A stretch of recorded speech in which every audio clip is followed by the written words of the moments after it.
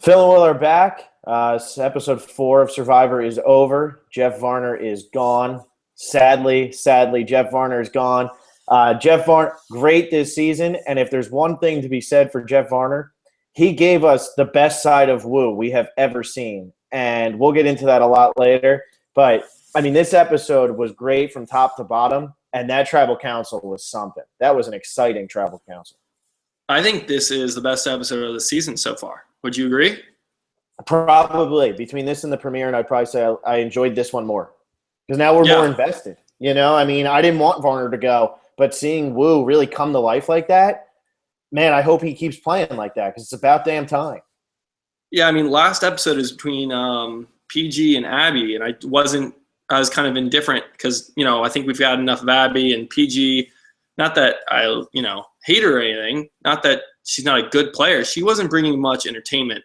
But I was totally on Woo's side here, even though I think Varner is obviously more entertaining television. Woo's argument is better. We've talked – I mean, this is a common Survivor argument. You know, do you stick with people who are loyal or stick with people who are going to help you win challenges? I think this early in the game, Tasha and Savage made the right decision. And I don't know why Abby was getting all this credit for being a swing vote. It wasn't up to Abby. Abby could have, written Woo's name down, and Varner still would have gone home. So I don't know why it was built up that she was like this big swing vote.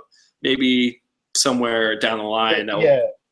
It was almost like they weren't taking into account that Jeff and Woo were going to vote for each other. Once they vote for each other, whatever Abby did made no difference. Exactly.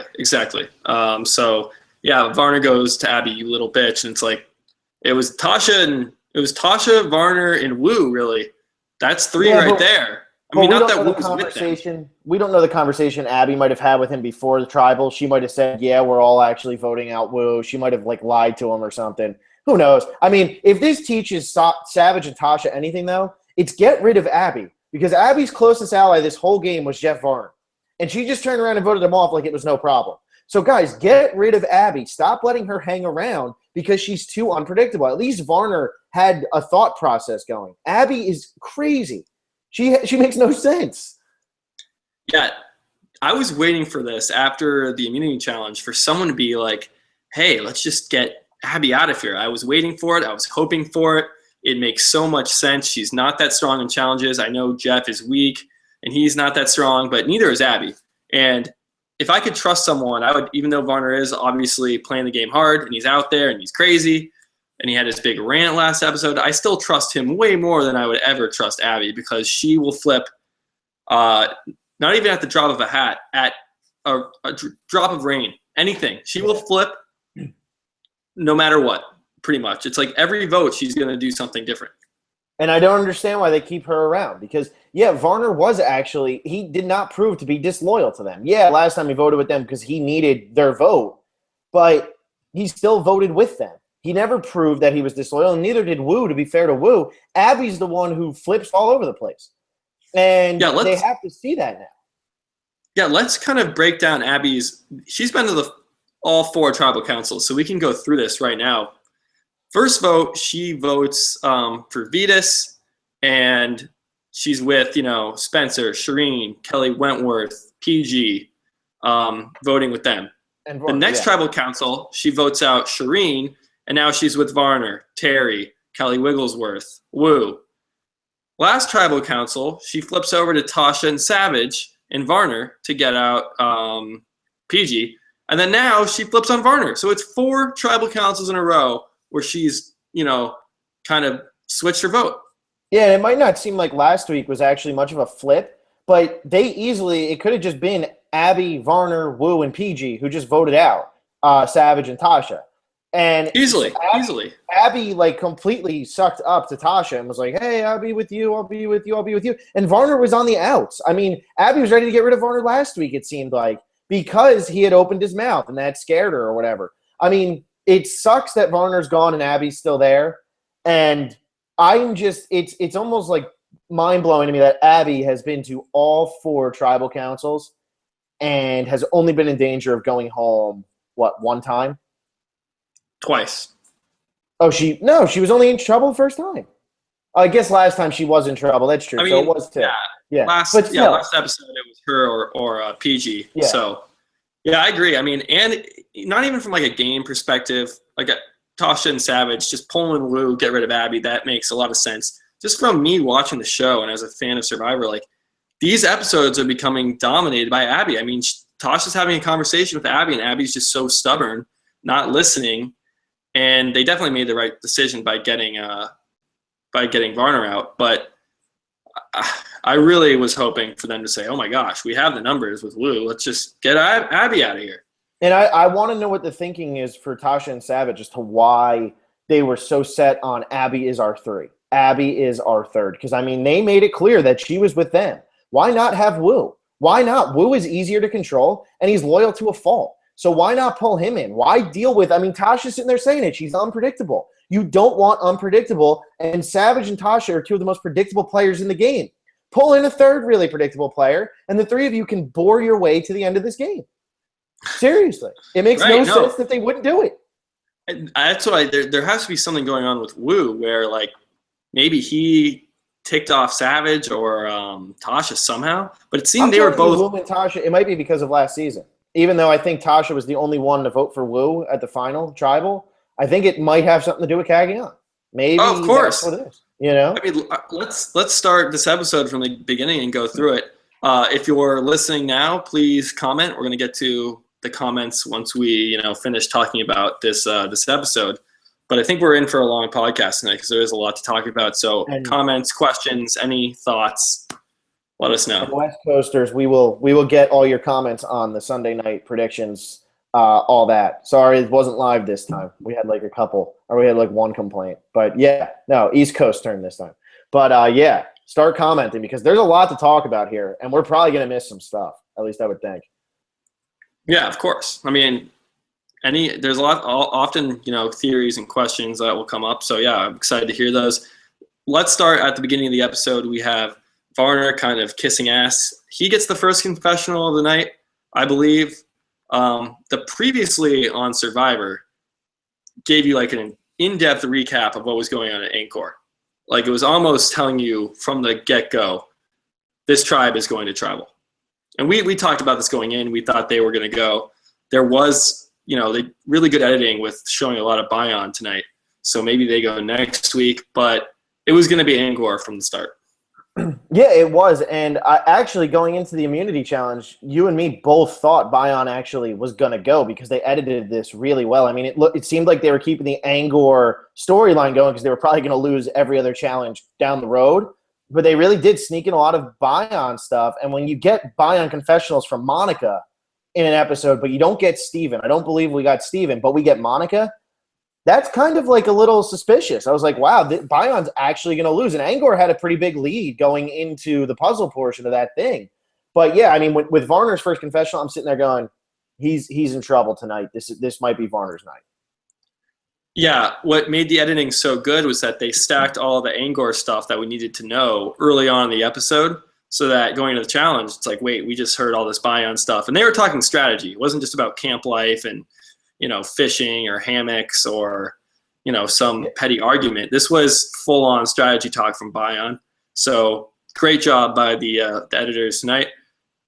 We have Tasha pulling Woo aside and saying, I want to work with you and all this. So this makes when they inevitably go to tribal council, it makes it even kind of more confusing. Why didn't you pull in Woo before the vote? And why was Woo even on the block? It should have been between Abby and Varner tonight. And I don't understand why it wasn't. Right. Like, I don't get that Woo thing. Because, Tasha seems like she actually did like Woo. So why was he in so much danger? I don't get why Abby is the 3. I don't understand it. No, and if someone has an answer to this question or has a theory, please let us know in the comments. This is pretty baffling, especially this scene. I mean, Tasha pulls Woo aside after the vote and says, look, I know you didn't vote with us tonight, but Tasha and Savage must have lied to Woo and say we're voting out Abby, right? It's not like Woo betrayed them. They betrayed Woo. So Tasha is going up to Woo and saying, look, you're fine. I want to work with you, all this stuff.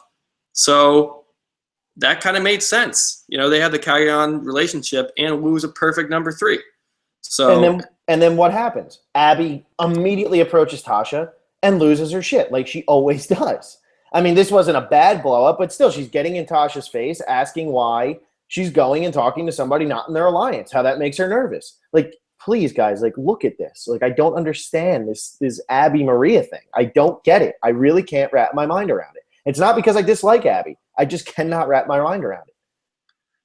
Yeah, I mean, to Abby's credit, this was a pretty kind of – it makes sense why Abby is mad. I'm kind of on her 100%. side there. Yeah, no, maybe it makes sense. Tasha should have, waited till the morning, go get water with Lou, something like that, to do it right in front of Abby. I would be probably ticked off too. It is, Abby did get votes from, and the only player that's still on their tribe that voted for Abby is Wu. So it is a little disconcerting to be like, hey. So I get, she didn't blow up though. She didn't yell. She was very kind of polite about it. So I guess kudos to Abby there. If I'm going to give her credit for anything, it's that she didn't blow up on Tasha. But this is another situation. It's just like what happened with PG. They got caught like red-handed, and even though Tasha might not have been talking about Abby because it's not like Abby heard it right there, but she oversees it. And like, where is like the go into the woods and hide type deal here? Like, why right on the beach in front of her? Especially when Abby's as crazy as she is. Abby, see, the good thing to Abby's credit, I know she likes to start fights, and a lot of them are unnecessary. But she has no problem just walking up to me and being like, what was that about? What was this about? What was that about? And a lot of people in this game are too scared to do that, and they end up getting voted out because of it. Abby makes sure she knows thinks that she knows exactly what's going on because she just addresses everybody as soon as she sees something that she does not like. Right. And that's why she's such a volatile player. Like, she just is going to stir craziness because of that. Yeah. We then go to Bion's camp, and Jeremy is kind of playing Steven, saying, we got to find this idol. I know it's out here. We know it's here. He's being so like, one of us has to find it. So they like kind of split up and divvy up which trees they're going to look in. Jeremy name drops Mike, saying that Mike found it high in a tree. Jeremy really acting there, doing a great job of it too. And Steven is just, we didn't really get much from Steven tonight. He is playing right into Jeremy's trap. Yeah, Steven is running around with like a clown suit on right now. Like the editors have turned him into like a clown who has no clue what's going on ever. And here he is thinking he's building a relationship with Jeremy. They're going to find the idol together. They're buddies. Jeremy's sitting there looking at the idol in his hand. Like, Steven can't catch a break right now from the editors. And I want to see Steven go to Tribal because I want to know if he actually is gone. And yeah, it would suck if they go to Tribal and he is gone, but I want to see where he really stands because are they toying with him and just like, yeah, Steven, yeah, go find the idol. We'll look together. As soon as they go to Tribal, bye. Get out of here, Steven. We want nothing to do with you anymore. I want to know where he actually sits. We did get a little more of him later, and we'll talk about it, but I still am all on board for the Steven redemption arc. That, yeah, he's a clown now. And I know we're 4 episodes in. It's like at some point he's got to start turning it around. But like you said, he hasn't been to Tribal yet. He's back, has not been up against the wall, and that's when, when players make their best moves, it's often when they have no options and they're on the bottom. That's when, you got to get creative. So Steven hasn't had that opportunity yet. The edit so far has been very brutal to him, though. Oh, yeah. Where did they go after that? Then they did like the opening credits, and then did we go right to the hero challenge? I think we didn't get much of Takeo this week.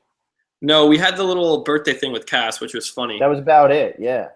And yeah, let's talk about this hero challenge. I guess this was a great challenge, and I was surprised when you brought it up in the prediction episode that we did that we're even getting a reward challenge for a 3-tribe episode. Just because usually with 3 tribes they'll get really in depth to what's going on at all 3 tribes. And then get an immunity challenge and include reward in it. But this was kind of cool. The, one person from each tribe. The biggest mystery here, of course, is Joe. Why isn't Joe not taking part in this? And I would have liked to have heard there'll probably be a secret scene from CBS or something. They'll probably address this. They just didn't feel it was necessary to put in the show because it probably doesn't have any storyline that comes into play. But there's probably something like Terry saying like why he did it, or Joe saying why he allowed Terry to do it, or somebody's going to say why they picked Terry over Joe. And I'm really curious. Terry did fine. Joe probably would have won it, but I mean, there was a lot of randomness in this. I mean, you saw Terry took the big lead at the beginning because he made it on his first try into the basket or whatever, the net. I mean, and then he lost that whole lead, and Savage, who was weighing last, comes all the way back to win the thing. I mean, this was an exciting challenge with like a lot on the line, and it was great to see Savage come back. I like that Terry didn't lose because then I feel like everybody been like, why the hell did we put Terry out there? And I mean, Jeremy gave it his all, and that was a really physical challenge for just one person, like wading through the water. I mean, that was pretty brutal. Yeah, and I'm shocked that Savage was able to pull it off just with his camp life situation and the lack of food. But do you think maybe it has something to do with Joe actually thinking strategically for once in his Survivor career, thinking, if I go out there, I'm going to win it easily because I'm King Joe, King of the Jungle. I don't want to put this target on my back. There is going to be a merge at some point, and if I'm around, I don't want to have this threat. But he's so threatening that not participating in this challenge doesn't really do anything for him. I mean, you know what, though? That very may well have been what it was, and he might have said, you know what, Terry, you can do – like, Terry can win this one. Like, go ahead, Terry, you go do it. And maybe Joe was trying to take a little bit of backseat. Not that it's going to do him any good because everybody already knows what they're getting from Joe. So it's not doing him any good, but maybe he didn't want to go out there. Maybe people on the other tribes are going to be like, oh, maybe Joe's hurt. Maybe something happened to Joe. I don't know. And maybe this does help take a little bit of a target off his back. I think he's pretty safe until they hit the merge because I don't think TKO ever goes. But, maybe that is the way he was thinking, and he wanted to paint Terry as more of a target if Terry goes out there and wins it and give more of a reason to get rid of Terry if they do possibly lose. Yeah, that could be it. Or it could be the fact that Savage was the participant from Angkor, and Terry and Savage kind of have the old school leader, alpha male, older guy kind of rivalry going because they are friends. Yeah, that's true. They have waited a long time to come back and play. And I mean, even Jeremy, by him being picked, that's another. I mean, Jeremy's what, 40? He's close to 40. I mean, he's an older guy who, I mean, it was pretty funny to watch like the three oldest guys other than Keith out there, like really like, battling it out in like a really physical challenge. Because like we were saying when they were announcing this cast, it's an older cast this year because it's the second chances. So it's not like we have like a lot of young guys out there. I mean, we have Wu, who's physical, but it seemed like he was hurt or something at the beginning. I mean, we have Spencer and Steven, but they're not really physical competitors. And then you have Joe. Other than that, it's the older guys are the ones who are known for their physical prowess. Yeah, for sure. And that's why we saw them out there tonight. Cool. I guess, do you think we see this again down the line where you got to pick one person to go and represent your tribe, or was this kind of like a one-off, hey, let's just give them a reward? It's pretty brutal out here. They need a reward. I don't know if we'll see it again this season, but this is definitely something they're going to do in the future. I think they really liked it in San Juan del Sur, even though it started to get old. And I think they realized this time maybe we just do it once every now and then, and people will like it. And I think it worked out great this time. So far, every chance they've taken has worked this season. And I'm curious if they switch back to two tribes, if that's going to work. I don't know how the merge is going to work. But so far, every chance the producers have taken has worked out to make a really entertaining season of Survivor so far. Yeah, my money is still on them going down to 2, just because that's the type of season that it is. They're just going to keep everybody on their toes at all times. Yep. Something that they're also going to do is these idols.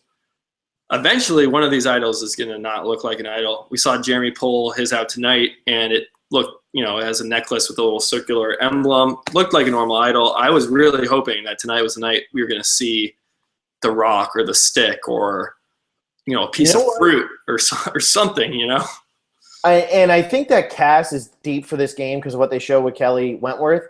And I also think that was a little bit of a foreshadow that there is going to be an idol that looks really fake. Because, hey, where did she get these beads? Is she just is she going to make a fake idol? I don't know. But I think that was the editors kind of planting something where it's like now when this real idol that looks fake gets found, people are going to be like, well, who made this? Yeah, that was definitely foreshadowing, especially because we know these idols really they'll be able to look like anything. So that's pretty funny. Let's talk about the scene with Cass. She has a nice, long confessional, pretty much announcing the season's theme is that you need to change. Yeah, and she was. I mean, they're really showing Cass in such a good light, and it's funny because the two biggest villains coming onto the season are Cass and Abby. Abby has not done a thing to change, and here's Cass making a birthday present for Kelly Wentworth and like completely changing her persona every time. And Kelly's even sitting there like she's being sneaky, she's taking beats, she's gonna make a fake idol, and Cass like telling her go away, go away, go away. But Cass is smart this time.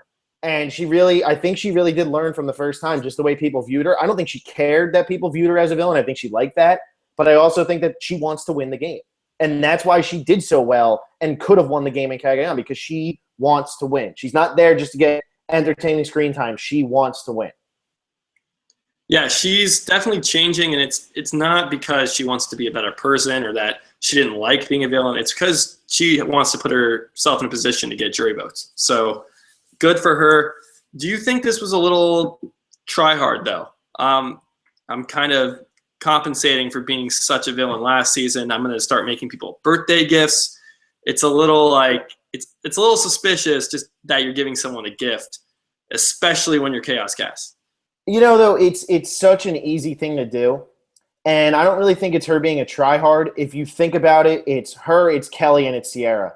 And maybe that was her way of like offering like an olive branch to Kelly to like, hey, you can join our little girls club. Because it seemed like Sierra and Cass get along.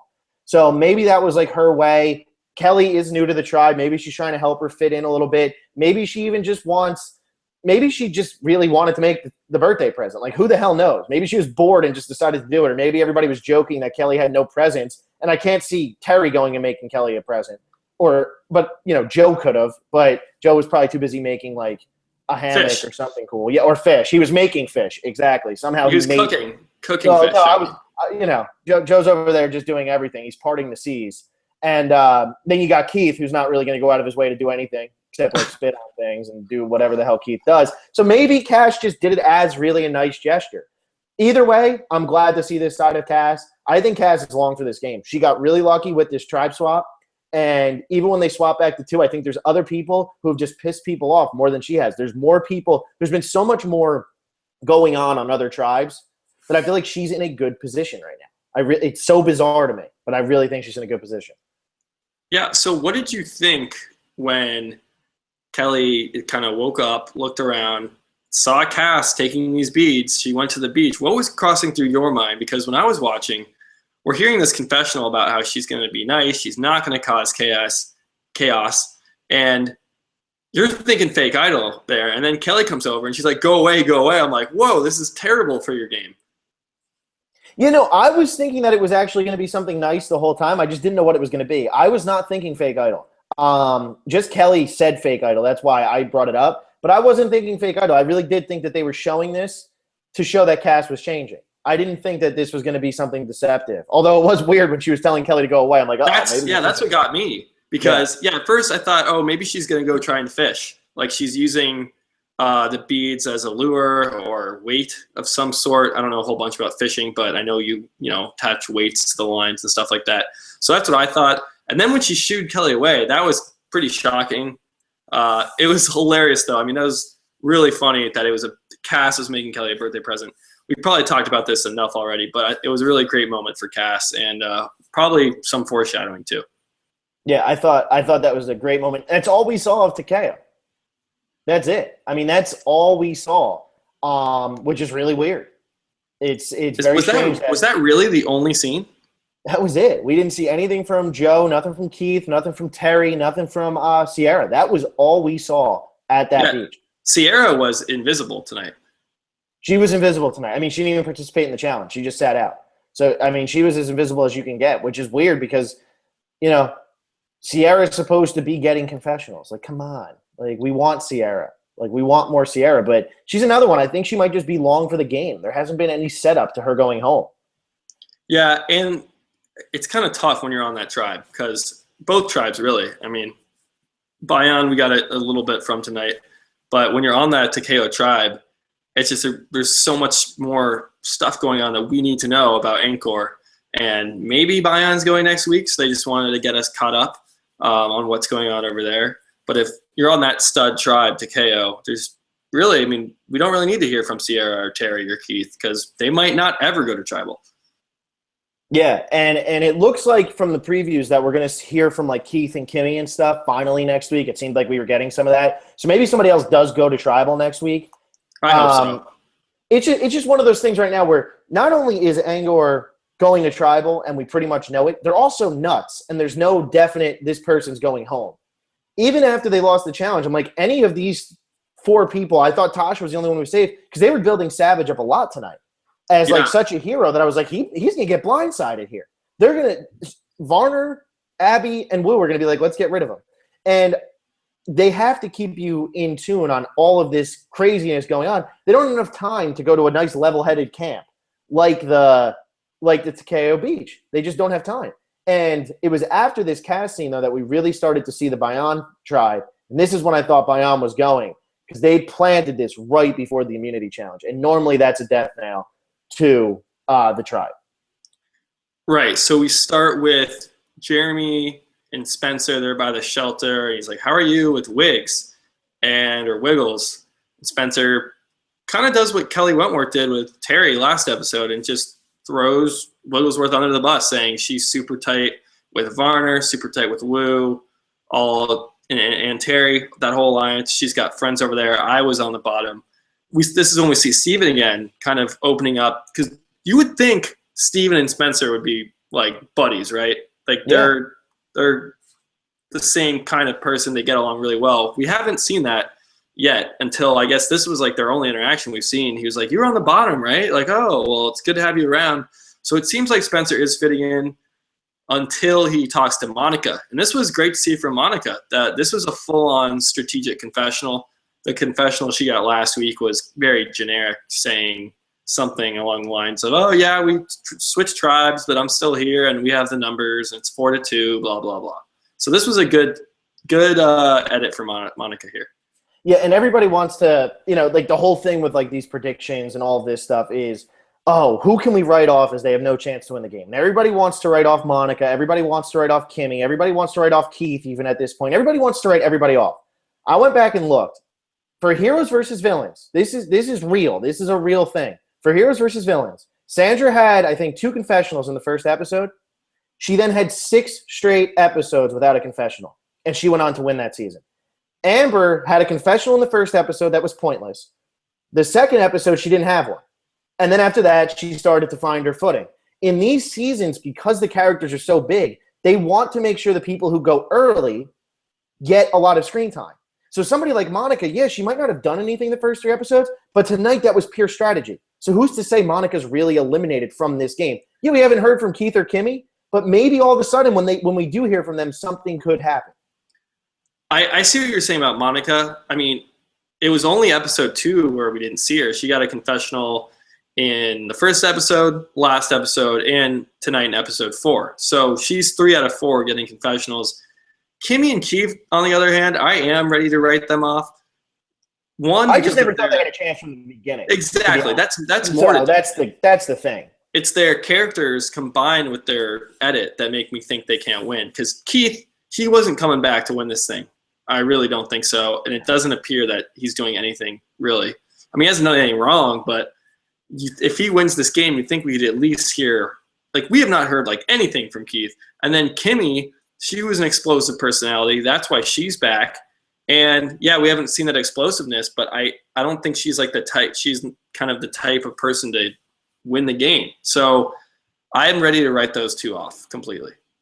I could be wrong, but I hear where you're coming from. I'm just saying from like the standpoint, just for argument's sake, everybody's always trying to write people off after episode 1, after episode 2. Oh, Monica hasn't done anything. She's been invisible. I mean, Monica was completely invisible episode 2. But maybe she just didn't have anything to say. You got to think, on this season, we have Jeff Varner, we have Abby Maria, we have like Joe, we have Terry, we have Sierra, like we have Cass, we have these big personalities. There's no room for Monica every episode. It's just not going to happen, no matter if she wins the game or not. There's just not enough room on the season for her. Excellent point. And tonight we got a good insight from her. She does not trust Spencer, and then we get the mention of a female alliance brewing. She wants to keep the next person she wants gone is a male, and Spencer's the obvious target because Jeremy and Steven are both from her original Bayon tribe. So Spencer's got to be worried. We didn't hear from Wigglesworth at all, like a confessional. I think we heard her maybe complaining about something in the challenge, or I don't know, at some point. But what do you think about this female alliance? Do you think it has any merit? Is this going to happen? Yeah. I think this does have merit, and I think that this will either lead to Monica's downfall, or this will be the reason that somebody like Steven does go home. And I know we were talking about it in the predictions episode a lot. How could it possibly turn out where Spencer Wigglesworth doesn't go home first? Maybe Monica wants to get the girls' alliance, but she only has 3. And she can't get Jeremy to vote off Spencer. So maybe she turns to Spencer and says, why don't you and Wigglesworth come in with me and Kimmy, and we'll vote off Jeremy or Steven. And I really do think that this might have an effect on the game. I don't think they would have shown this for it to be nothing. Even if it's not Monica's alliance that spearheads it, there's going to be a female alliance that does something at some point in this game. Yeah, I think it could easily lead to Monica's downfall. And this would be like, it was only one confessional. If this happens next week where Monica's plotting to get Spencer out or even Jeremy out, and they catch wind of it, that could be, because we didn't hear Kimmy saying, oh, I like the Girls Alliance. And we didn't hear Kelly saying, oh, I like the Girls Alliance. It was just from Monica. So that could definitely bite her in the back. I'm glad I've used her for my eliminator pick already, because I do fear for her next week. And I also fear for Spencer too. I'm still good with Steven though, because I know his redemption arc is going to happen. It's Steven. The dude's a legend. And I know it's episode 4, and I've been saying this since episode 1, that he's eventually going to get a great episode and turn it around. Didn't happen tonight, but I'm sticking to my guns. Steven will be fine. And I really do think that next week, I don't think Angkor is going to lose. I think that we've seen so much play out on that tribe that it's almost like they have to win one. And I think that we're really going to see something like that. They set up the Bayan tribe to lose. And we didn't get to see much of Takeo, so I'm not really worried about them. But I really do think Bayan might be in trouble next week. And it seems like we're finally starting to see where people stand on that tribe. We still have no idea on Takeo. We really don't. That's very true. We didn't get any strategy from Takeo. All we got was character development from Cass and then a little bit from Kelly. So let's go hop into the mini challenge unless you have anything else pre-challenge. No, just going into this challenge, it's like, wow, Bayan's going to lose. That's really how I was thinking. Yeah, and this was a brutal, brutal challenge. I mean, it always is. But this looked to be, these pieces seem to be heavier than usual and bigger than usual. Usually you can go out and get planks and stuff like that, and you're tripping and falling. But these were heavy, and they were huge, and it looked painful. And I know they play it up, and they enhance the sound and all that, but this was truly a physical challenge. Yeah, and what I'm interested in is, I know that this season and what's going to be next season were shot in the same location, and next season, supposedly there was a lot of injuries or people just getting really dehydrated and stuff. We haven't heard about that on this season because of this whole second chances, and that's really overpowering it and stuff like that. And it just might not come into play because these people might not be willing to give up. But I really think the conditions out there in Cambodia, I think they were absolutely brutal. At least that's everything that we've heard. And they're probably going to get into it more next season, so we're not hearing about it so much now. But I really do think this Angkor tribe was on the verge of death, because none of them even moved the puzzle pieces when it became that point. Wu was the only one even trying to work something out, and even he was just saying things that were Wu, you are making no sense. They were just completely spent. Yeah, I mean, Jeff Probst said it. It looks like you're sleeping on the pieces, just waiting for Bayan and Takeo to finish the puzzle. It's just put them out of their misery. Tell them they've lost, because they weren't trying. I mean, they had nothing going. No, and I was surprised Bayan won. And once Bayan won, I was like, well, Angkor's done, because there's no way Takeo's going. Exactly. And they had no progress. And you're sitting there watching this Angkor tribe, and you're like, what? They're not even attempting. They just know they're done, and they're out of here. And I don't think it was the reason he went home, but I think Jeff Varner dropping that piece on his foot and limping, and that was it. He was done. After that, I really don't think there was much of a decision in there anymore. Maybe they liked Jeff a little bit more than Wu. Maybe they wanted to see if Wu would be a little more loyal. But that was it for Jeff. He couldn't talk his way out of that one just because he's limping around camp like a mess.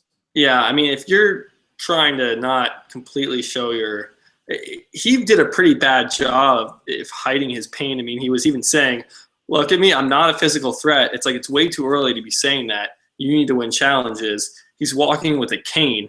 Like it's almost like he was begging for them to vote him off until he, made his big pitch and everything. We'll get to that. But that was definitely like, Jeff, being a physical threat right now isn't like a bad thing. It's actually a darn good thing because there are still 17 people left in the game. So, I don't think he played that well. Lots of people blindfolded tonight, though. And I know you had Monica blindfolded. She sat out this challenge. What a killer that she sits out. Like, come on. I had Spencer for this one. I put 3 points on it. So score 1, score 3 for Will. Yeah, Will takes the lead in that one pretty firmly. And I'm pretty sure I just fell behind everybody because that blindfold challenge, the entire cast is running around with blindfolds on except for 5 people. Like, come on. Out of what, 17? 5 out of 17. Well, yeah, there's the three that have been voted out, the 3 callers, and then Sierra and Monica sitting out. So more than half the cast was blindfolded. Yeah, 12. I just have to hope something comes up later where like they're eating food or something and Monica's blindfolded. Who knows? Yeah, they do blindfolds for like puzzles and you have to feel and match things. It could happen again. But I think Monica is probably finding herself in danger pretty soon. So that was your best bet. Thanks, man. We pretty much talked about everything that happened after the tribal, though, with kind of how they were bouncing back and forth and nobody would bring up Abby. Do you have anything else to say on that, or would you rather just talk about the tribal council and kind of what Wu and Jeff were trying to say here? Well, let's just, kind of go through the conversations they had. It seemed Jeff and Wu seemed like they were together early on in the day. Like they were boys. They knew they were on the bottom. They were going to go try to pull somebody. Wu has a conversation with Abby and falls on his face completely. I mean, Abby's like, hell no, you voted for me twice. Wu wasn't making that good of arguments, though he does have good arguments to make. I didn't hear him really making them. He doesn't know how to address it, and it's the whole thing with when he got to the final tribal with Tony. He had no idea what to say, even though he had good arguments in his head. He just does not know how to execute these arguments. I don't think they're even in his head. I think there are good arguments. That's terrible. It's terrible. Yeah, there are good arguments to make. It's like he's not even realizing them. Like, especially at tribal council. I guess let's just get right into this because, like you said, we kind of went over what happened. It was people just talking. Are they going to vote Jeff? Are they going to vote Abby? Abby's being stubborn. We were hoping they'd turn it on Abby. Never happened. So we have another A-B vote. My biggest fear was when Varner or this is not so much my biggest fear, but when Varner and Wu started talking to each other, I thought they were actually going to be able to get Abby and get rid of Savage. I thought that's what it was going to happen. And because they played him up so high, Savage, this episode, I really did think that he was in a lot of danger here. And I was a little happy to not see that really pan out so much because my fear then from that, Savage goes this week, Varner goes next week anyway. Then they get rid of Tasha, and then the last 2 people you're left on the tribe with might be Wu and Abby. That was one of the scare. That's what I was thinking. Because if they get rid of Savage this week, that tribe goes down to 2 people easily. They do not win a challenge if they get rid of Savage this week. There's no way. He carried that tribe in really both aspects, even though he had nothing left by the time they built the puzzle. Yeah, and wouldn't it be funny? We keep talking. Are they going to merge from 3? Are they going to swap down to 2 again and then merge? And potentially, Angor they just lose everybody, kind of like what happened to Stephanie in Palau. And maybe, I don't know what would happen but you just merge from 2 tribes and then the 1 person left. Like that could happen. I think now that they have Wu, Savage, Tasha, they're all 3 pretty strong, and then you still have Abby, but I think she wasn't as bad as Jeff. And what you have to remember too is what's going to end up happening here is those are 4 people from that tribe. 3 of them are very strong. Tasha, Wu, and Savage. They're very strong competitors. Abby, let her untie knots or something. She proved she was very good at that in the Philippines. But the key here is with those other 2 tribes, they're going to have to sit out 1 male and 1 female in the immunity challenge. They're not going to be able to sit out Sierra and Kimmy because they always do that. A lot of times they do that. Maybe they won't, but sometimes they don't do that. Well, it really depends on if there are reward challenges or not. That's where that comes into play more because if there's a reward challenge, you can't sit out people in back-to-back challenges. When there's just one challenge per 3 days, usually you can sit out whoever you want. Oh, that's true. I was thinking not so much the one male, one female. I was thinking if there was a reward challenge. So if there is a reward challenge, That they're going to have to benefits, sit out. Then they're going to be in trouble because it's like, do you go for the reward and bench Sierra and Kimmy, or do you bench Steven? Like it's going to get tricky here for these tribes just because the 4 from Angor are actually strong. It's not like they're a weak 4, and that's kind of what happened to the villains in Heroes versus Villains. They were up in numbers, but the 5 people who were left from the heroes, it was Colby, Rupert, Amanda, Candace, and I can't even think of who the 5th one was. But JT. I mean, that's a strong 5. So even though you have this huge advantage, 8-5, you can only sit so many people out, and you had to maneuver it. And if there's a reward challenge, I think that these other tribes could be in a little bit of trouble just because they don't sit out the right people for the right things. Yeah, and also, let's say they say, you know what, we don't want this reward. Or we want it, but we want immunity more. Let's sit out, Joe and Terry for this reward, and then Bayan sits out Jeremy and Spencer. Then you're giving Angor a reward, and that makes them even more, more strong for the immunity challenge. So you're kind of, screwed both ways. Let's say there's a challenge such as like the sumo challenge, where it is man versus man and woman versus woman. If that ends up being the case, and that Takeo tribe has to sit out Keith, who's good at challenges, Terry, who's good at challenges, or Joe, who's good at challenges, they're going to have to sit out one of them for the immunity. If it comes down to where it's man versus man and woman versus woman. Like, if it comes down to something like that where there needs to be an even number of men and women, which we've seen a lot, those tribes could be in a little bit of trouble having to sit out some of their stronger members come that time. Yeah, it's it's the old 300 strategy. Just get your best warriors and get it in a one-on-one battle. So isn't it great that Abby is one of the best warriors? Yeah. Ain't that fantastic? Okay, so let's get right into Tribal Council. These Tribal Councils have all been pretty good this season, and it's kind of come down to. It used to didn't. Wow, I can't even get this out. It didn't used to be like this, where how about you plead your case? How about you plead your case? Of course, it happened a few times, but now it's almost every episode. It's like, I need this, I need this, I need this, and you know who's on the bottom, and it's one person versus the other person, and they're just. Abby really was undecided, not that her vote really mattered, but it seemed like she truly was like going, oh my gosh, I can't decide. Yeah, I mean, it's been weird all season because what's kind of happening is like nobody really knows who they want to get out, I don't feel like the entire time, and then nobody is like willing to just say, okay, I'm gone. And I mean, coming into this one, Wu and Jeff put up like one hell of like a fight here. And Jeff definitely pitched his way better, but Wu was definitely the smart move to keep. And that made for a really, really entertaining tribal because, like, if you're listening to Jeff, you're keeping Jeff. If you're thinking rationally, you're keeping Wu. And it was a really, really fun tribal. I mean, like you said, this has followed up the PG one, which was great. This followed up the Shireen one, which was great because it was between Shireen and Spencer. And then this followed up the Vetus one where Vetus didn't even know he was going home. And they've all been close votes. I guess this one wasn't really close, but you could have seen either way it happened. Yeah, and that's what made it exciting, especially what you said about, because Wu was not saying the right things. He's like, I'm loyal and I'm good at challenges. What you need to be saying if you're Wu is that, look, sure, Varner will stay with you, and I'm telling you this, and even if you don't believe me, even if you think I'm going to backstab you the first chance I get, even if that's your perception of me, you still need to keep me, because if I'm not on your tribe, none of you will make it to the merge. You won't have an alliance. Yeah, that's what he needed to do, and he didn't do it. And they definitely had their minds made up before they went into tribal. Abby might not have, but it did not matter with Abby. Savage and Tasha knew they were voting out Jeff Varner.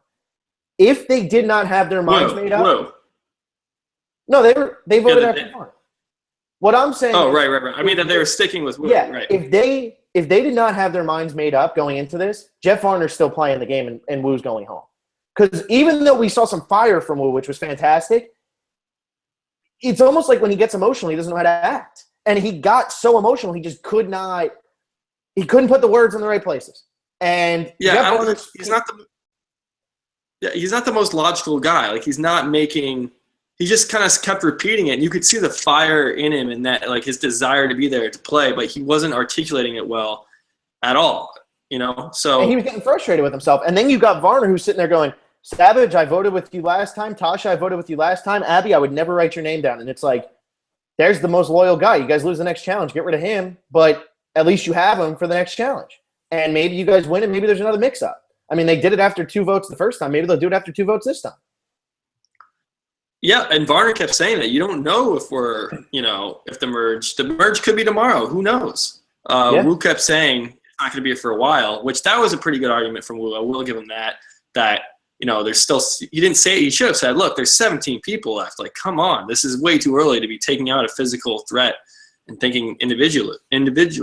So I'm really glad Wu made it, but has he completely changed? Not really. He still can't make an argument.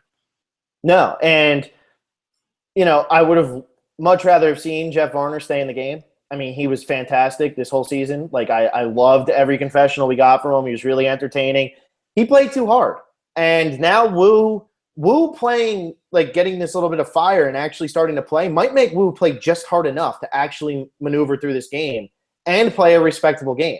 Because last time he didn't play at all, and then he just saw what happens if you play too hard. I don't think that Wu can actually go to the level that Jeff Varner went to in those 4 episodes. I mean, Jeff Varner played insanely hard those 4 episodes, made for some really great moments, especially since his tribe went to tribal council every time. Hopefully, Wu staying over him, Wu does something that it's like, yes, okay, Wu, like, I'm glad you're still here. Because tonight he showed a little bit of change, but like you said, not completely. He's still Wu. Well, Varner was great TV, and I liked having him. This isn't devastating, though, because we got 4 great Varner episodes. We saw his story play out. There wasn't anything that he was going to do differently. He was playing super hard. I mean, his whole thing about I'm not a physical threat, that was him playing the game, and it was just a dumb move, just thinking too hard. No one's thinking about that yet, Varner. But I really don't mind. I was actually rooting for Wu to stick in the game because this is the 3rd time that we have seen Wu get mad this season. The first was when Shireen and Spencer approached him. He's like, are you kidding me? You have the audacity to come up to me? I'm loyal to my alliance and that stuff. And then when Jeff had his blow up at the end of the immunity challenge last episode, it was like, I'm the last to know about everything. Of course, this is always how it is. And he was visibly ticked off. And then tonight, he didn't fight well, but you knew he had just this desire to be there. So hopefully, like you said, him now sticking around is going to make him play even harder. I just don't think it's all up there in his head to just think things through and play like a really great game, a game good enough to win. Yeah, and Wu's a really competitive guy. And, like, he definitely wants to win. And I think he knows that a lot of people viewed him as, like, a joke in Cagayan. And I think he wants to prove that he's not. And, yeah, he came out and he wasn't going to change. He wanted to play the stay loyal the whole time type game. And he just realized, like, he's realizing now he can't do that and win this game. And he realizes he wants to win this game. I think that's what's happening here, and we're starting to see a really good side of Wu. Yeah, I'm all for it.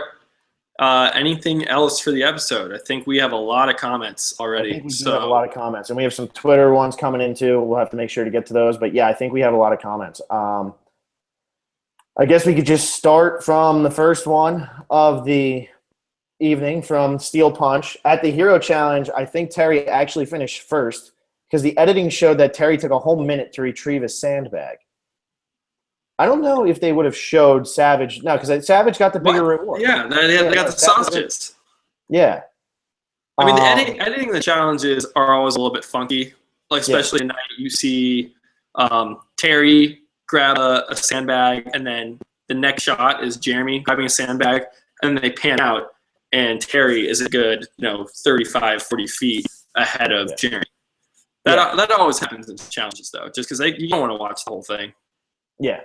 And then he said Keith not hearing Cass was hilarious. That was really funny. There was a lot of funny moments in that immunity challenge. Like with Terry, it seemed like Cass didn't really know what to do. And this is something we actually didn't talk about. Could Joe see through his blindfold? Oh, that he was sprinting. Yeah, Nobody ever sprints in those. He's finding them on his own, picking them up, and sprinting.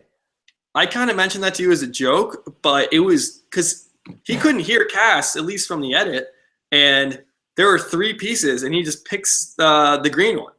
Just, I don't know how, but he picks the green one, and then he runs, like, carrying it on his shoulder. It's like, how are you blindfolded doing this right now? But they all take their buffs off and then have a blindfold, like, over their eyes. So it's not just a buff, because buffs are very thin, and, they make them for even, cheaper and cheaper the later the seasons go. So they did have an extra layer of blindfold there. So I think it's just Joe being magical Joe. I mean, I don't think he was actually cheating. I just had to draw attention to that fact. I mean, we did get a lot of good moments in that immunity challenge. And it seemed like Cass couldn't get anybody to hear her. And eventually she just got to the point where she's like, Joe, run that way and go pick it up. And Joe, because he has a sixth sense for being good at things, like everything, he finds them and runs them back like it's nothing. So that was really entertaining. We did text each other and we're like, Joe has to be cheating right now. Like, there's no way. I've never seen that in a blindfold challenge where somebody's just sprinting around. Right. And I think it's just, this is more the edit showing how amazing Joe is, so they can take out the audio. I mean, if Cass is yelling, Joe, right to your right, they can just edit that out, and it makes it look like Joe is this, stud player just picking up the right pieces. So that could be it too, just trying to build up his character. Do we really need to see more Joe being awesome? I think everybody gets it at this point. I want to see Joe being strategic. Can we please get something of that? The Gamer Girl 2330, is this the first time any tribe has actually given up on a challenge without the intention of throwing it to get rid of someone? I can't recall any other time. Individuals don't count, and forfeiting a challenge also does not count. I don't think so. So the first tribe to just they just couldn't do it. They couldn't even move anymore, so they probably just sat there.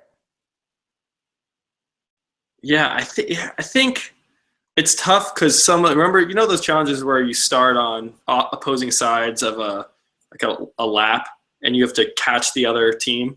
Some of those are pretty you know right away who's going faster, and some of them are just like, all right, I'm done. They drop their bags of sand. You know what I'm talking about? Yeah. So I don't think that totally counts, but I'd say this is probably the first time. They were beat up. They were worn down. Yeah, they were done. And this is crazy because they had just eaten like kings. What's that? They had just eaten like kings. Right, that's so true too. You thought, oh wow, they got a reward. We're hearing strategy from Bion. Hey, there's a chance, Angkor. Steel Punch again. I predict the next week will be similar to the Joaquin vote out from Worlds Apart. Joe's on the stronger tribe. Someone will want to throw the challenge and want to get rid of him. However, it'll backfire. We might see the end of someone like Wentworth. It would suck, but it is a bold prediction. Serious Steel Punch is here now, not dumb Steel Punch from last season. All right. So he's got his second chance here. That's right. I don't think throwing a challenge. There's no reason for. You're a monster. There's no reason for Takeo to throw a challenge. I don't think though. Steel Punch, because you have the good thing about Angkor. If you're looking at Angkor, you saw PG go home, and then you saw Varner go home. So Tasha and Savage are doing something right. And these other two tribes both have Bion members. So I think they're going to first prevent themselves from going to tribal. And then it looks like Angkor is going to have to send Abby or Wu home. So yeah, and if Joe's tribe tried to throw a challenge, I don't think anybody would have the numbers to get rid of Joe. I don't think Wentworth could pull it. I mean, Terry doesn't want to get rid of Joe. Keith doesn't want to get rid of Joe. Cass doesn't. Cass loves Joe. Yeah, so I don't think that they could actually pull it. Survivor Lover, the most surprising thing that happened this episode was Monica got more confessionals than Keith. A lot of people have been getting a lot more confessionals than Keith, though. We haven't heard from Keith since episode 1, I think. Yeah, Keith has been nowhere this season, and that's why I keep putting him number 1 in my power rankings. You'd think we'd get something from him before he goes. It does look like in the preview that he gets something going next week, so looking forward to that. Yeah. Okay, the Gamer Girl 2330. Abby needs to go. She has way too much power. She's super annoying. I don't get why people online like her. I agree with you, Gamer Girl. Abby, I've had enough of Abby this season. I really have. It's the whole what it is on the internet is like everybody like has to like the things that nobody else likes. Like that makes them better. So everybody's like, "Yo, I love Abby," because everybody who's a casual hates Abby, and now they're stupid casuals because I'm better than them because I go on the internet and say that I like Abby. I don't understand how you can. I like Abby this season. Really don't like. No, like I'm saying for TV purposes, as like a person, like But it's how can getting you old. really sit there and say I'm rooting for Abby over anybody else on the island? Like I just don't see it. I just don't see it. She's a caricature. Like that's really what Right. she is. Well, there's two ways to look at it. I like having Abby on the show. I think it adds more excitement. And I like Abby as a person. I want her to win the game. I think more people fall into the camp where I like her for entertainment. I think it's just been so much of it at this point. She got to what, Final 5 in the Philippines, doing the same thing, and now it's 4 episodes in. She's taken up so much airtime, and I mean, she has gone to tribal council every time, to her credit, or not to her credit. But it's got to end. It's like we have so many awesome characters. I mean, Kimmy is a season 2 contestant back, and we've seen nothing of her, but we have just more and more Abby. So. Yeah, I mean, it would be nice to hear from people. I mean, Keith's not a villain, but Keith is like the loud and, you know, he's probably the loudest guy on the season where it was just like he is on here because he was funny and because he just kept talking. And we have heard nothing from him. It's like he's how is he the invisible man this season? You know what I mean? Like it's so random. He hasn't lost yet, so maybe that has something to do with it. Maybe Keith. I can't see Keith not getting confessionals eventually. It's gonna happen. He's gonna get some moments. Right.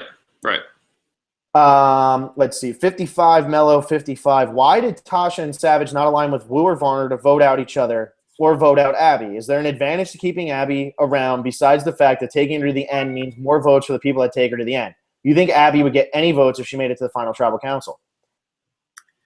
I think Varner would have voted for her if, he was on the jury, but now Varner's gone. So, no. I mean, we've said this the whole podcast. Why didn't Wu or Varner target Abby? And why didn't Tasha and Savage target Abby? It should have been a 4-1 vote against Abby. Yeah. It should have. And I don't understand why it's not. And I guess they are thinking, let's take her all the way to the end. But you've seen this happen so many times. Somebody tries to take the unpredictable, crazy person to the end, and it screws them over. It happens all the time. Like, you cannot help it. This might end up being their downfall. Yeah. I don't get it. I don't know. People think they can control Abby and that she's a vote, and it isn't the case. I don't know how long it's going to take for people to realize that. Yeah. Jim Beam with the cool Peggy Olson picture. And the only one knew ahead of time that Varner was going. CBS focused on it being Abby's decision when clearly Abby's vote was meaningless. Worst build-up to a tribal that I've ever seen. CBS is rarely transparent, but they were this time. What do you guys think? I didn't think. Yeah. I don't know. I didn't think it was super obvious. Yeah, in the back of my mind, I thought it was Varner. Yeah. If I had to pick, it would be Varner going. I don't think it was super obvious. But now, looking back on it, kind of saying, okay, why are they building up that it's all in Abby's hands? And maybe it's because the whole time that they kept saying that, I'm like, they're going to turn it on Abby. They're going to turn it on Abby. And that never happened. So I was assuming that was going to happen the whole time. So I didn't really stop to think, wait, they don't even need Abby's vote. It's not even up to her. But if you were watching, that's what you're thinking. That would definitely give it away. So good watching skills there. I'm glad I was kind of more into it, the Wu and Varner argument, even though I would have put my money on Varner going. Yeah. And then Jim Beam also says, great show. Nice way to unwind and debrief after the show. Guys are much better than most of these shows, although I still have issues with you picking Rodney as one of your top 20 non-winners. I didn't pick him. That was all Will. All Will. If Rodney goes to the end, he wins only if Mike's not there. And Mike only got there winning 5 immunity challenges, finding idols. I mean, we had never seen an immunity streak like that. And if that doesn't happen, Rodney is your champion. So you gotta give it to the people who are the best non-winners are the people who had the best chance to win. And he was probably second, had the best chance to win. I mean, Carolyn, got one vote, okay, as many as Will. And if you think that's a good performance, I know it was against Mike, but one vote, Rodney, everyone liked Rodney. Yeah, that's true. It's true. That's all I'll say. I think I'm clicking again. You never stop clicking. I don't know why it comes on and then it doesn't go away. No matter what we try to do, it just doesn't go away. I don't know where this clicking comes from. It's so annoying because it just comes out of nowhere. And It then always is at like the 45-minute mark. Yeah, it's so weird. Like, I don't understand what it is. Sorry to everybody whose ears are suffering like mine. We're all in this together. Thanks, Will. You're ruining it again. Gamer Girl 2330. I don't like that Monica's targeting Spencer. I understand why she is, but I don't like people who target or vote out my favorites. I hope she goes before Spencer does. Probably along the lines of thinking as most people. Like, most people probably want to see Spencer go pretty far in this game. He's probably one of the more popular people on this season. Yeah, I would like to see Spencer go far, and I'm going to keep my answer short, and you can read the comments. I'll just keep reading. I'm going to be exhausted after this. Jim Beam again. Next time Angor loses, Abby's going home. I'd be willing to put my laptop on that. After Angor loses one more, there'll be a pretty good little tribe, much like Brains and Kagayan. It's a very good point. Brain and Kagayan, they got saved by a tribe swap. So it's not like it was down to Ass, Tosh, and Spencer, and they just kicked ass. It was down to those three. Drop your buffs, and you have these two tribes that have yet to go to tribal council that need to sort their problems, and you have a voting block of 3. I think that's kind of what's going to end up happening, though, again here. I do think that they're going to go back to 2 tribes, and I think that this tribe's going to lose one more time. I don't think they're going to lose the next 2. I don't think they're going to be decimated to 2 unless Abby somehow manages to stay the next time. I agree with him. Abby has to be the boot the next time they lose, because if they get rid of Wu, they are done, and they are stupid for that. But I do think that at 14, it's going to go to 2 tribes again. And I don't know if they're going to be a voting block, though, because unlike the last time, I don't like these people have already played with other people in the game, unlike Brains, Brawn, and Beauty, where they only knew the people who they were on the tribe with to start with. These people have already come from 2 different tribes, and they have made, some type of connection with the people who are on these other 2 tribes now. Right. And it's a return season, so they know people and have connections outside the game to begin with. So throw that into the chance of them sticking together is a lot less likely. Yeah. 5 white guys. I think it's going to be very interesting how the trio of Spencer, Steven, and Jeremy end up working together, working against each other. I think it is going to be 2 against the other in some fashion. Any idea of which of the 2 guys you think will pair up? I'm 100% on Spencer and Jeremy. Or not 100. I'm like 98% on Spencer and Jeremy. I think Steven is not there. I know you're going to disagree, so say what you got to say, but I just think Spencer and Jeremy.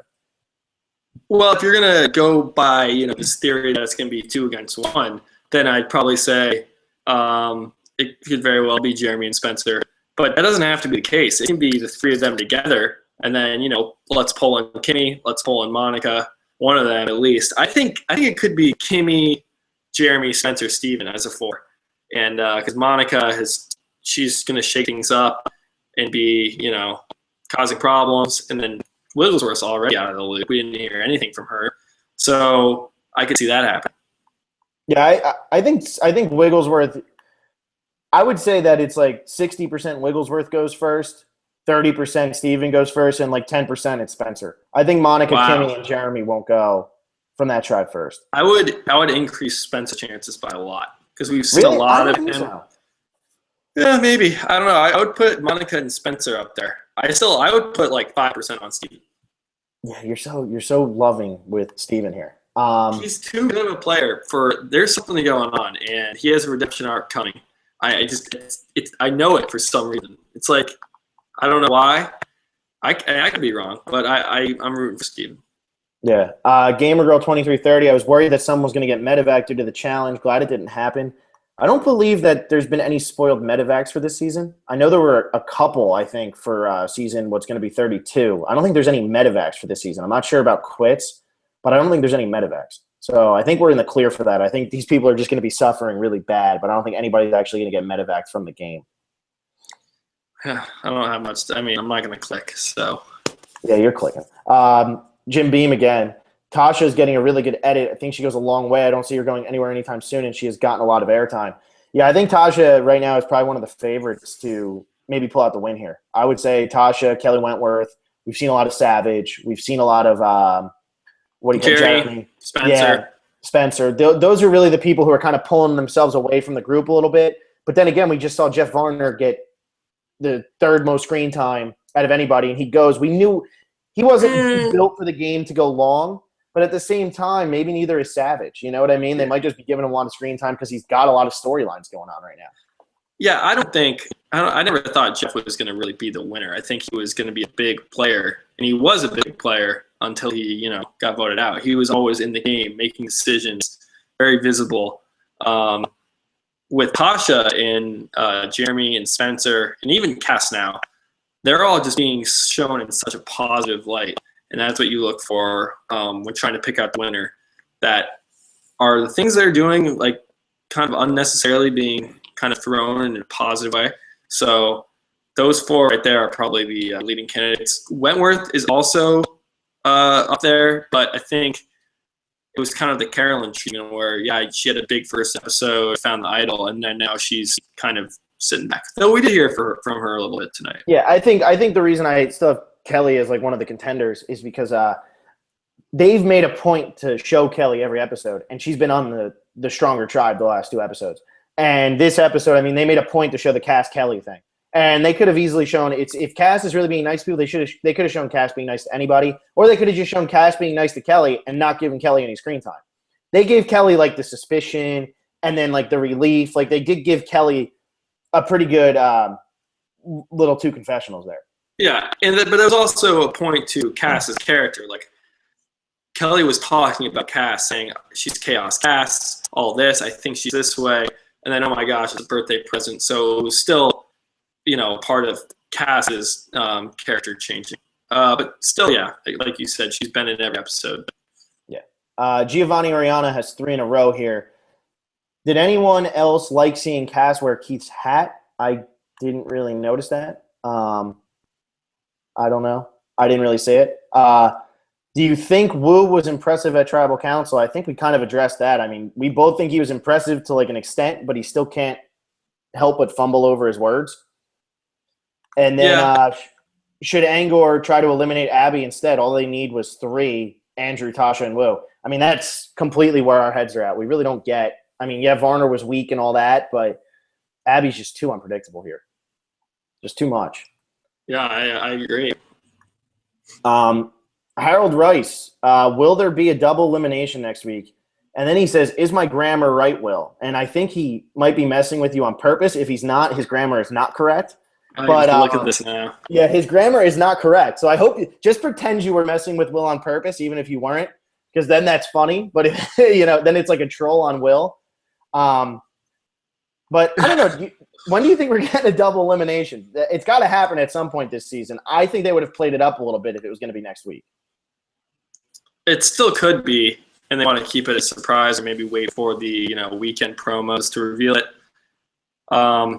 It's weird. There's 2 options for a double boot.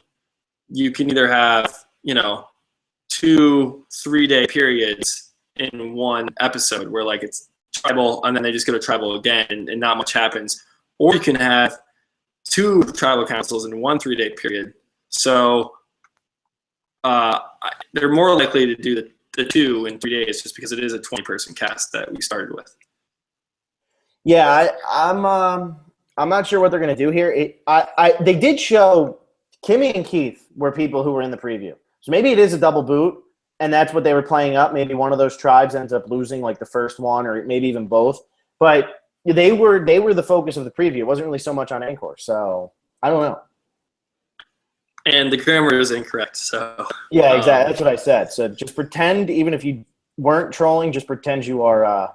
No, well, someone who reads that and they don't know the difference. When you're there, he spelled it T-H-E-I-R. That's the possessive form.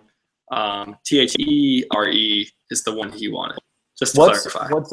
What's more annoying than a grammar lesson? A grammar lesson where the person who's correcting you is clicking every 5 seconds. That's definitely more annoying. Anyway, Gamer Girl 2330 again. Man, we've got a lot from her. Do you think Tasha could win? Oh god, now.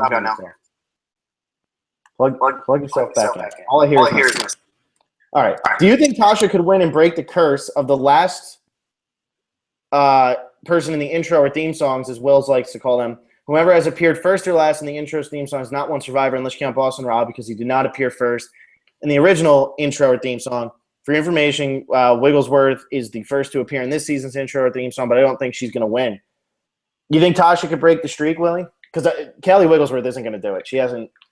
She just seems like she's there. She seems like a pawn. Yeah, we were talking about writing off Keith and Kimmy. I think you throw Kelly Wigglesworth right in there. As on Inside Survivor, I was reading an article today. They put it really nicely. Kelly was like the mascot for this season just because she's from season 1, and the mascot got everybody pumped up and excited about it. But now you watch the real players play the game. So I would, she can't win. Tasha is, man, she is a front runner right now. She could easily break the streak. Maybe that's, this is second chance. They're changing everything up. This could be the time where, screw it. We're going to put the winner last in our team song each row. Maybe this is it. Jim Beam again with a tip here. You guys should look into the camera instead of into your monitors. It would make this look more like a show, which I believe you could get, than like a chat between two guys on the internet. My problem is when I talk to somebody and I can see their face right there, I can't look at the thing because in my peripheral, I just see Willie like bouncing up and down, rubbing his nose, doing whatever the hell he's doing. And that just distracts me. And then like, I can't look into the camera thing because like I feel like then I'm not talking to anybody, and like I do feel like I have to talk to somebody. I've been trying to do it actually since, and I just can't do it. There's no way. Wait, so this comment is saying that we should look into the camera because it improves it. How? Just wondering. I don't know. Look into the camera and say something. Hello. I mean, am I clicking still? Yeah, you're always looking right at the camera. Yeah, I don't know. Maybe he's just saying because like it looks like we're just like looking. I don't know. Maybe he's saying it would look more like a regular like real show instead of like a crappy amateurish podcast, which it's not even a podcast. We just like to call it that.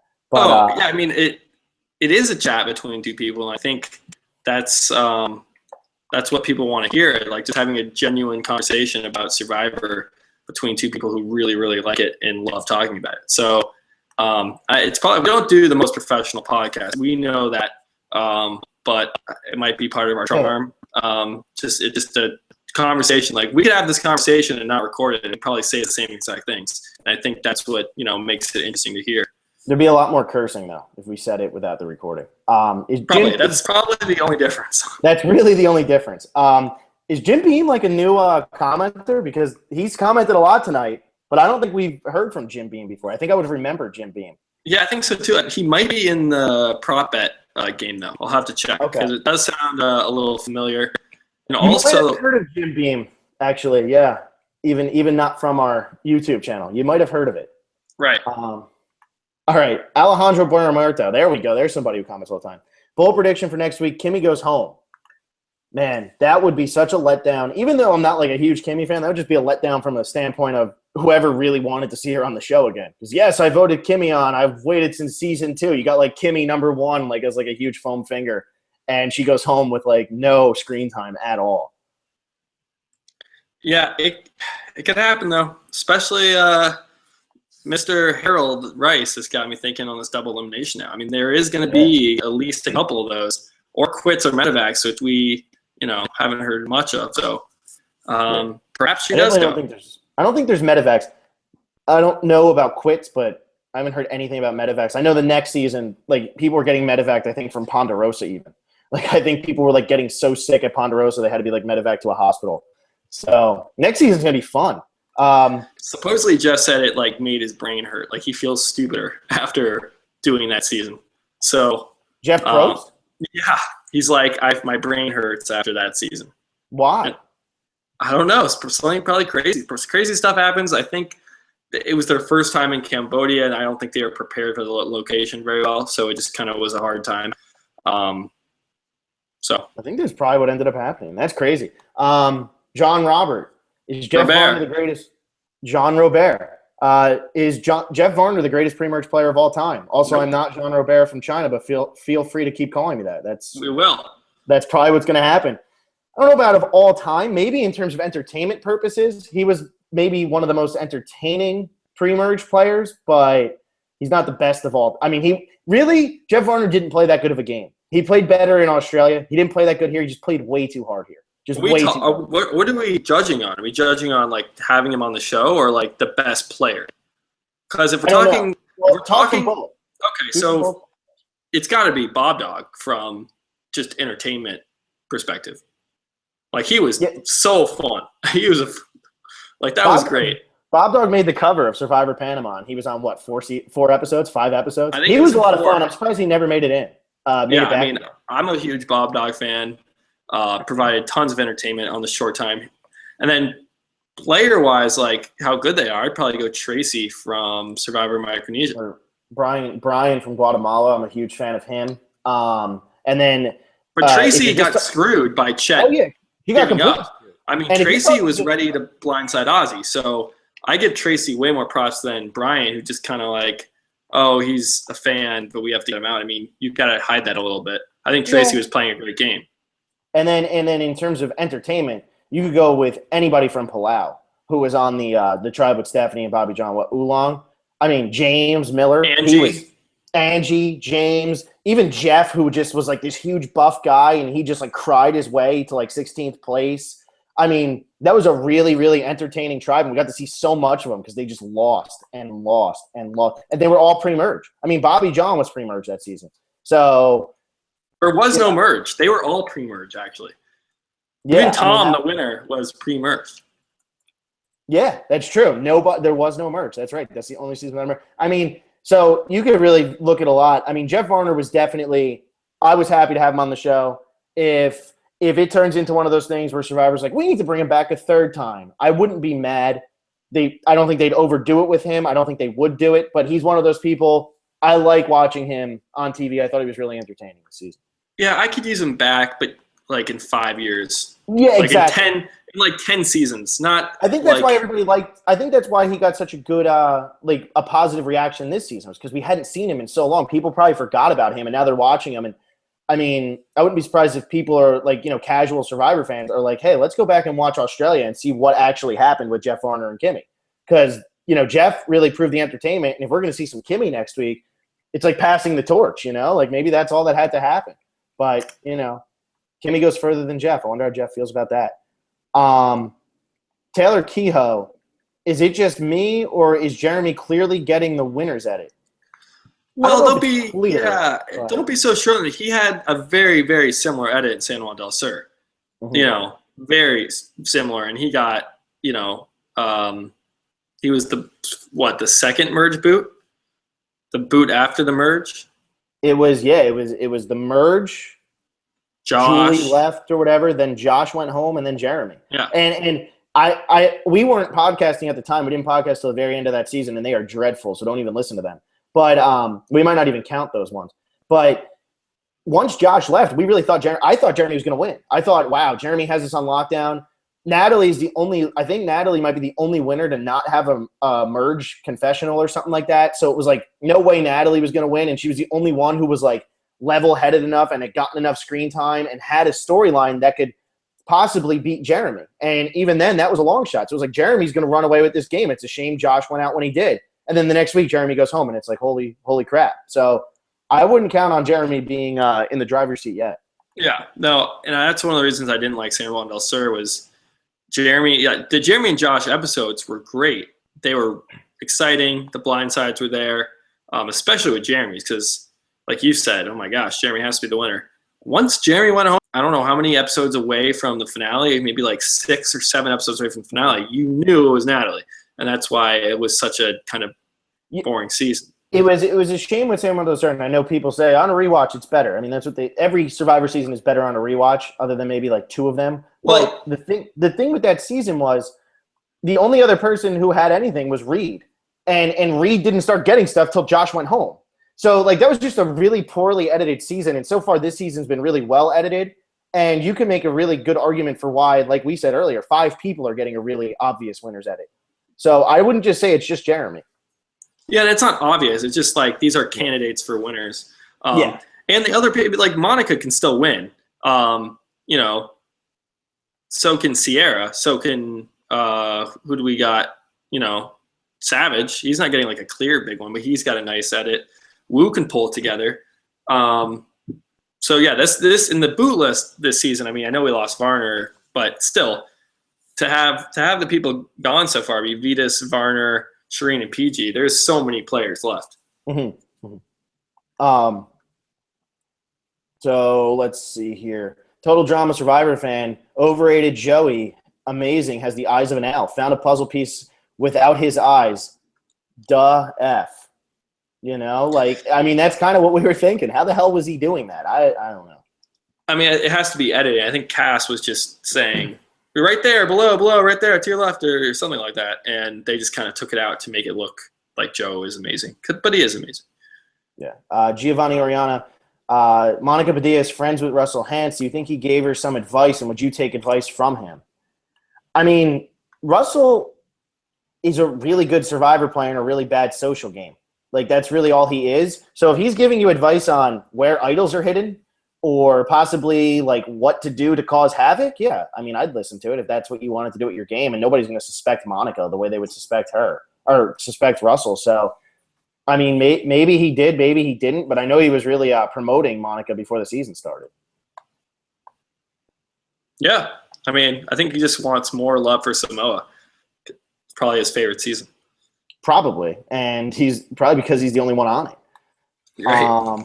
Well, actually, funny thing, I actually brought this up to Will earlier.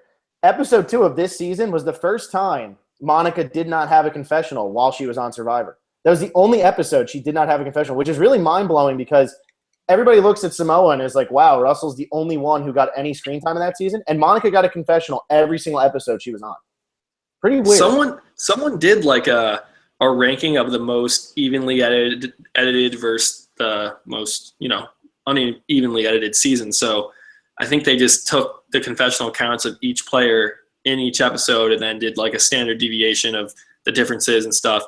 I don't know, something with math. And Samoa wasn't even in like the top 10. It was, I think Karamoan was like the most unevenly edited season. Yeah, the problem with Samoa is I think the reason it's not unedited because we had a lot. Everybody else was very similar. Everybody else had really similar numbers. And that's probably why it doesn't look unevenly edited because Russell's the only one who was through the roof. Yeah, I'm going to try to find that again, and then maybe we can talk about it on Sunday's show because maybe that's the reason. But it seemed like even there's people that were kind of next to Russell that were only a few confessionals behind, which was surprising. Maybe like Shambo or something. It's not. Okay. No. I mean, I remember him getting all the screen time, but in terms Russell of had like over 100 confessionals, and I think I'll look this up. Well, we can we can look do this some up. more research. Yeah, Steel Punch just says it was on the show. If I was on the show, would you guys align with me? I don't think I could align with Steel Punch. Well, I wouldn't because I'd be watching it. I wouldn't. He never said that I was on the show too. That's true. That is true. Yeah. Butter Stotch. So what's the bottom line on why Varner got voted out? Was he just playing too hard? Was he too emotional and scheming too much? I think Varner was too weak.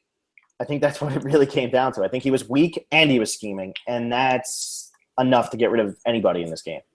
Yeah, I mean, when you look at this, I mean, this happens just all the time. Oh my gosh, are we going to vote on, loyalty and trust, or are we going to vote on, tribe strength? Varner doesn't really have either of them. And I know he kept saying this loyalty thing. Abby, I've never written your name down. I voted with you guys last week. But Varner, you had to vote with them last week or you were going home. And that was one tribal council. It's not like you're immensely loyal to Savage and Tasha. And you've proven to kind of flip-flop when you were on the original Takeo tribe. So he's not that loyal. And he's terrible at challenges. Wu, on the other hand, is extremely loyal. Just because he voted for Abby, that doesn't mean he wasn't loyal to Savage and Tasha, and he's way better at challenges. So I think it's a combination of both. It wasn't like weighing factors, really. One has this, one has that. It's honestly Wu is better in both categories. Yeah, and I just pulled up the Samoa thing. Russell Hantz had 108 confessionals, 7.71 per episode. Next highest was Shambo with 39, 3 per episode. Oh, so that's really bad. And the thing is, like, everybody was like 2 point something, 1 point something. Brett was like 0.86. like per episode for confessionals. That's probably why it doesn't look so skewed, is because everybody else was very similar, as opposed to Caramoan, where you got a lot of Phillip, you got a lot of Malcolm, you got a lot of Reynolds, you got a lot of Cochran, and you got like nothing from Hope, who I can't even believe I just remembered her name on the spot. You got like nothing from other blonde girl who wasn't Hope that I can't remember the name of. Like, Whitney? so I think no, Whitney wasn't on that season. Whitney was on South Pacific. You tried, you really did. No, the Julie or something. She's like an NASCAR driver. Whatever it was. Oh, Julie. Yeah, there were just so many characters who had like no screen time on that season, and then so many who had a lot. And with Samoa, it was just Russell was up here and everybody else was right in the middle. But Monica Padilla had a confessional every single episode. Henry Alford, Varner was so overrated this season. Playing smart always trumps playing hard.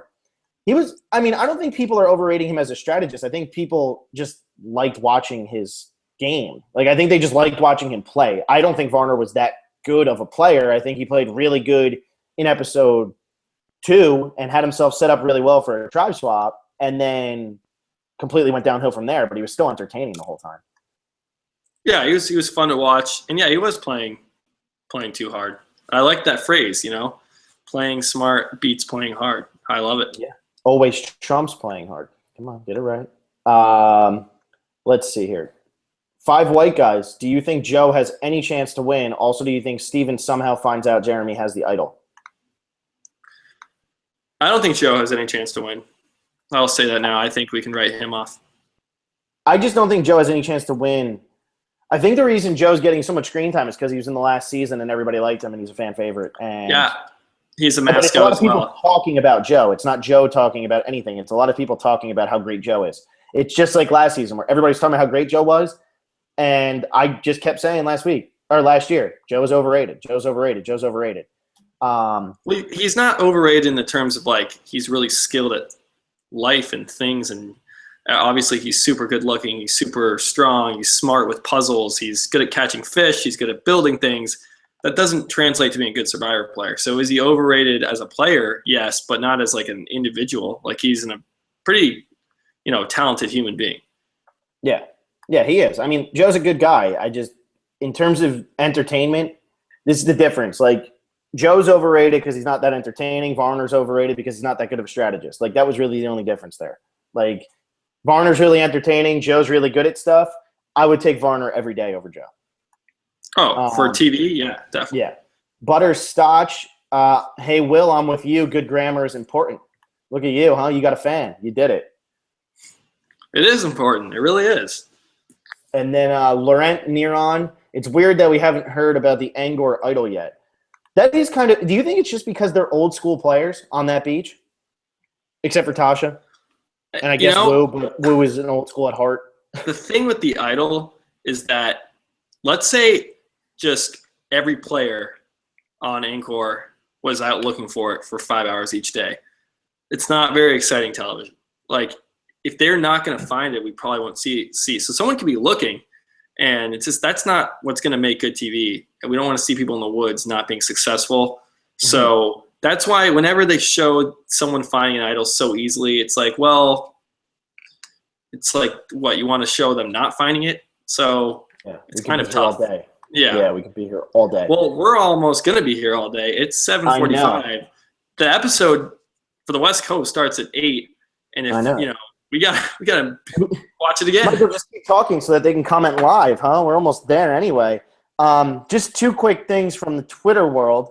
A comment from 55 Mellow 55, who I think actually comments on the YouTube anyway, but she said, "Can't wait. After watching your videos, I feel like I'm picking up on clues as to which tribe is going to go to tribal."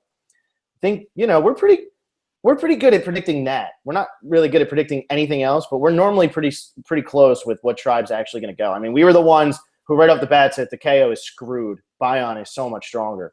And Takeo has been screwed. And the members of Takeo have been getting voted out because they're weak. Yeah. I mean, at least this season we've been pretty good. Yeah. We think, as of now, I haven't seen my preview, I must say, was pretty choppy on the stream. We haven't seen the other previews, but from the looks of it, my guess would be Bion next week. Because we did see a lot from Kimmy in that preview. And then we had the setup tonight with Monica and Spencer and Jeremy and all that good stuff. Yeah, and then just one more. It's Glambert girl 888. I missed the Survivor of old where the players weren't as transparent about who was on the chopping block at Tribal.